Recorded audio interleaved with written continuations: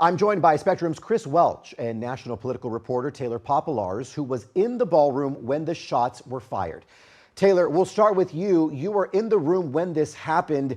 I can't even imagine what that was like. What can you tell us? Yeah, Robert, it was pretty terrifying. To give people kind of a lay of the land, this is a large ballroom kind of in the lower level of the Washington Hilton Hotel in the middle of D.C.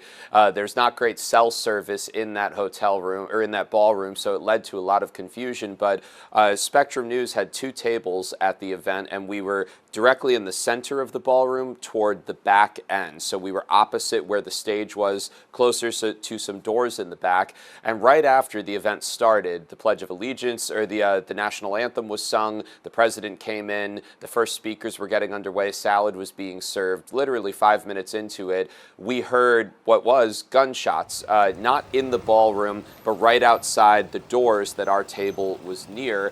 And it prompted everybody in the room to react very quickly, to start to dive under the tables that we were sitting at. And that led to a lot of confusion and a lot of fear, because we saw Secret Service agents and other law enforcement responding in real time. It was a very chaotic initial few minutes as the president, the vice president got evacuated. Secret Service members were climbing over all the chairs that had been emptied because we were all under the tables. And then I was able to see from our perch, I was kind of peeking up from under the table. I saw many high-ranking cabinet members like Defense Secretary Pete Hegseth, Health and Human Services Secretary Robert F. Kennedy Jr. get evacuated by their security teams. And then for about an hour, the rest of us were just waiting in the room trying to learn what had happened. The space got pretty secure at that point, but because of the limited cell service, there were not many updates until President Trump started posting on Truth Social, and we learned more. So it was a very unnerving